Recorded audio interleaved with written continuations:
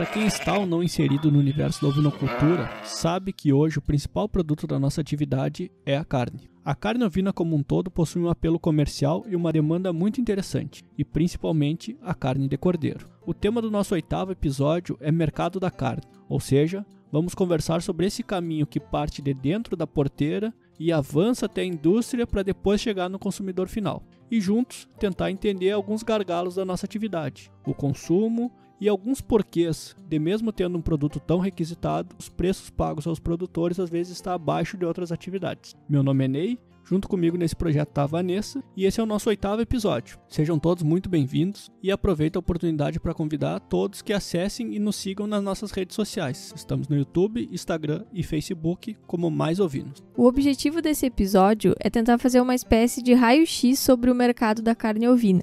E ao final, nós teremos várias informações que vão nos ajudar a entender um pouquinho mais sobre esse setor. Como nós sempre falamos, o nosso foco é no Rio Grande do Sul.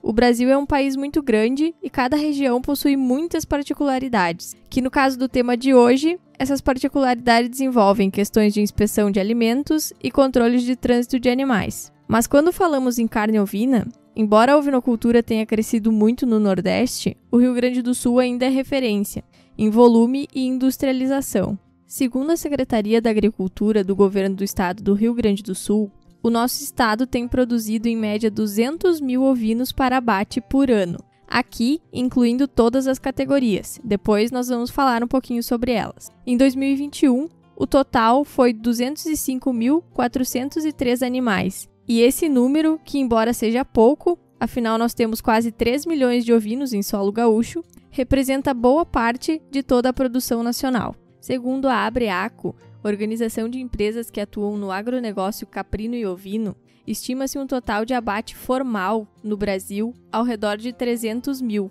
ou seja, o Rio Grande do Sul corresponde por 2/3 de tudo que é produzido. E aqui, antes de nos aprofundarmos nesses 200 mil animais abatidos, vamos trazer 3 pontos que são importantes e um pouco polêmico. O primeiro ponto é a subsistência. A agricultura ou pecuária de subsistência é uma modalidade que tem como principal objetivo a produção de alimento para garantir a sobrevivência do produtor e da sua família, ou seja, suprir as suas necessidades alimentares. Essa é, a gente querendo ou não, uma característica muito forte da ovinocultura. Produtores que criam para ter soberania alimentar, ter o que comer.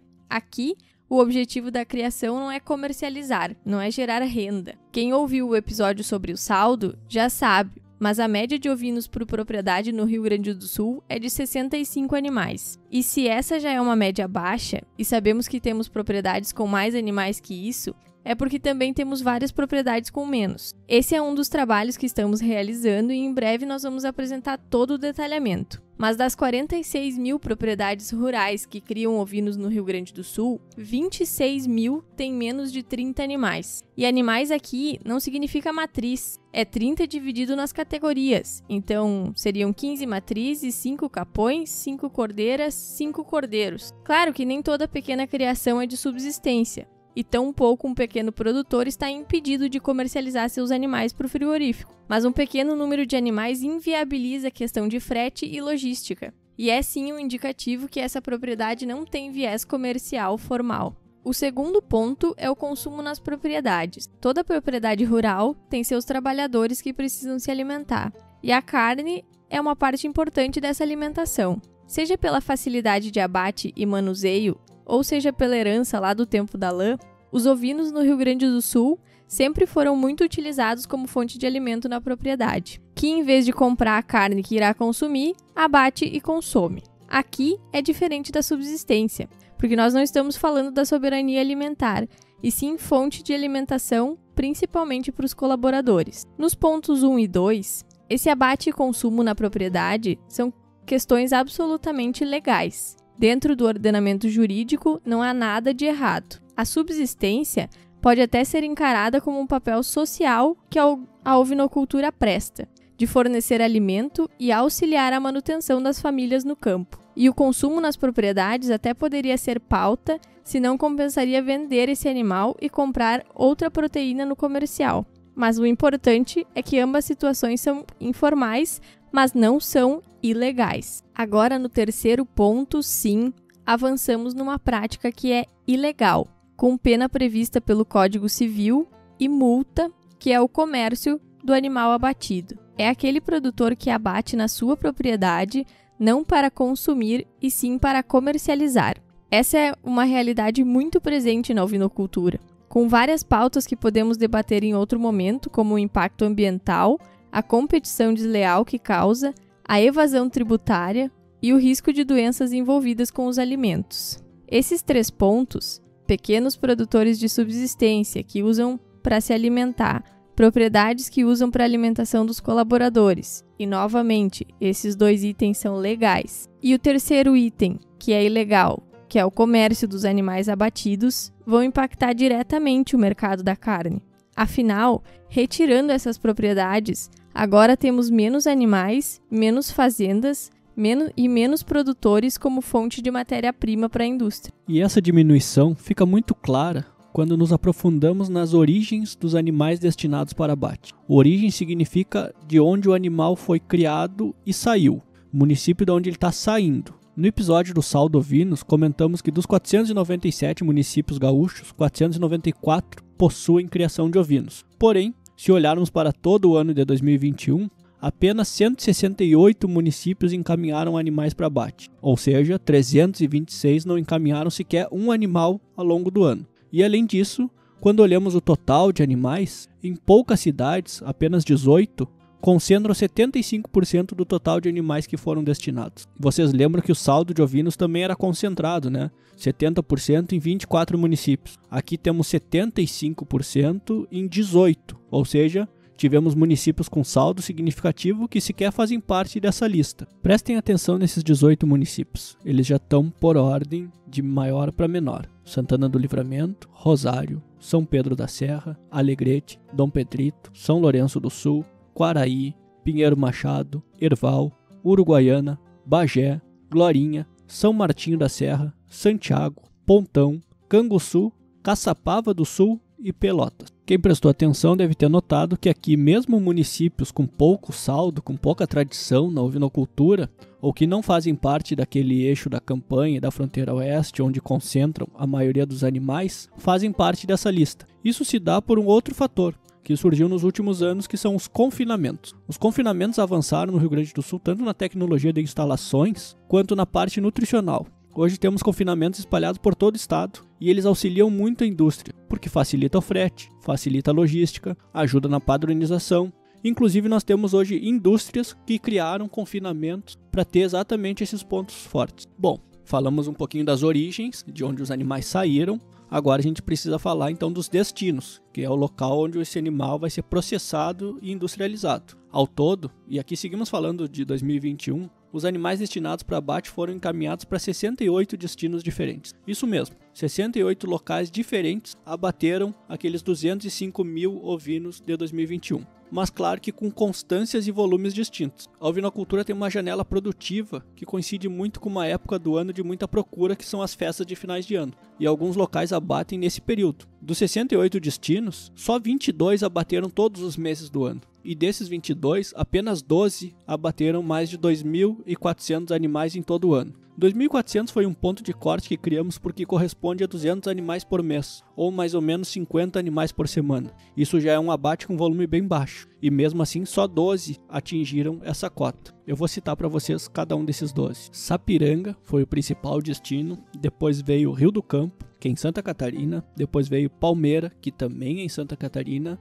e o resto tudo é Rio Grande do Sul. Alegrete, Santana do Livramento, Salvador do Sul, Pelota, São Lourenço do Sul, Bagé, Canguçu, Horizontina e Caçapava do Sul. Lembrem que o ponto de corte foi 2.400 por ano, e claro que alguns vão ter mais abates, outros vão ter menos, mas se a gente somar esses 12 locais, dá 90% de tudo que foi abatido. Ou seja, os outros locais, aqueles 68 que eu comentei, eles são tão pequenininhos que possivelmente eles devam atender só um comércio local ou coisa do gênero. Então, como a gente viu, fica evidente que assim como o saldo e assim como a origem, o destino também está bem concentrado em poucas indústrias. Outro tema importante no mercado da carne é a categoria de animais abatidos e que serão ofertados ao consumidor final.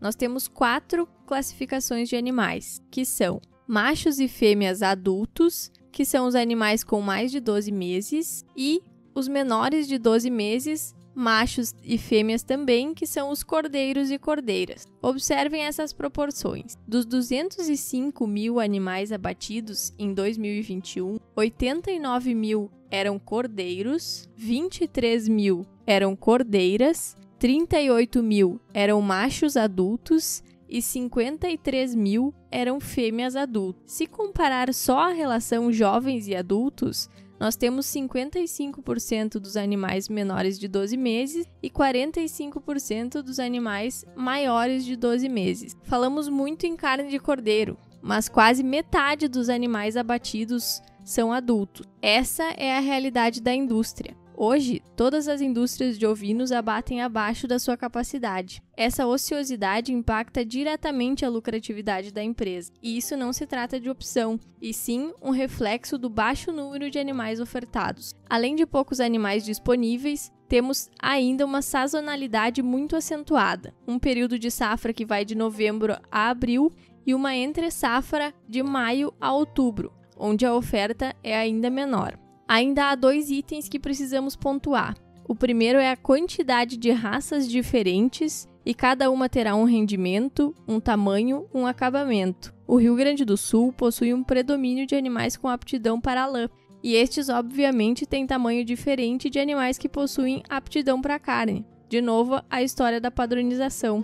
O somatório desses fatores, falta de oferta, ociosidade, padronização, sazonalidade, informalidade, consumo nas propriedades, poucos locais, as categorias abatidas, isso tudo são pontos fracos que as indústrias sabem bem e tentam combater. Mas isso tudo causa um problema maior, que é a falta de oferta para atender o mercado. Hoje, segundo a OECD e a FAO, o consumo anual brasileiro de carne ovina é de 500 gramas por habitante. Isso é quase nada se comparado com os aproximadamente 25 quilos de carne bovina, 20 quilos de carne suína e 45 quilos de carne de frango. E o pior, nessas estimativas, todo o consumo informal está contabilizado. Claro, se falamos que temos aproximadamente 300 mil abates por ano, e o Rio Grande do Sul é responsável por 2/3 disso. É só multiplicar pelo peso médio de uma carcaça e dividir pela população de habitantes do Brasil. Ou seja, o abate formal, que vai para o supermercado, para o açougue, para a casa de carne, para a boutique de carne, esse corresponde por aproximadamente 50 gramas por habitante. Isso mesmo, 50 gramas. Bom, um otimista vê na dificuldade uma oportunidade de crescimento, e o mercado da carne ovina está nos oferecendo muitas oportunidades. Só precisamos ter as informações corretas para entender onde estamos e por quê. Normalmente, quando conversamos sobre o mercado da carne, falamos muito em onde queremos chegar, no nosso potencial, e temos muito potencial, mas esquecemos que temos que entender o hoje e crescer com os pés no chão. Qual é o impacto que tudo isso que a gente conversou tem sobre o nosso produto? É que a gente não consegue formar um mercado consumidor com 50 gramas por dia. Se eu não consigo formar um mercado, se tu não consegue criar um vínculo com um consumidor, tu não consegue fidelizar. A nossa carne vai estar sempre trabalhando em microescalas, sendo facilmente substituída. E aí vem a questão do porquê não atingimos os melhores mercados e do porquê não conseguimos achar uma valorização superior para o nosso produto. Esse reflexo chega também para o produtor, que não vai conseguir comercializar o seu produto pelo preço que ele gostaria. E é isso que todas as pesquisas apontam, e temos várias pesquisas nesse sentido. A Embrapa, em 2019, apontou que 12% da população brasileira, e isso representa 25 milhões de pessoas, nunca consumiram carne ovina. E 63% da população, que significa 134 milhões, alegam um consumo ocasional esporádico. Isso dá 75% da população sem ou com baixa relação com a carne ovina. Importante frisar que isso é diferente de não gosto. Pelo contrário, carne ovina tem ótima aceitação. Isso é eu não acho, eu não encontro, eu não consigo sequer comprar. Portanto, temos no mercado da carne ovina um longo caminho pela frente, sendo a única proteína animal que somos importadores. Isso tudo nos dá muita margem e expectativa de crescimento. Só precisamos nos organizar. E aqui talvez esteja o nosso maior desafio. Bom, pessoal, esse foi nosso 8º episódio sobre o mercado da carne. Espero que tenham gostado. Entrem em contato conosco pelas nossas redes sociais. A opinião de vocês é muito importante. E podem também nos mandar e-mail para maisovinos@gmail.com. Nos encontramos semana que vem para falar sobre sistemas de criação e seguimos com o nosso objetivo, de promover a ovinocultura através da informação e do conhecimento por mais ovinos.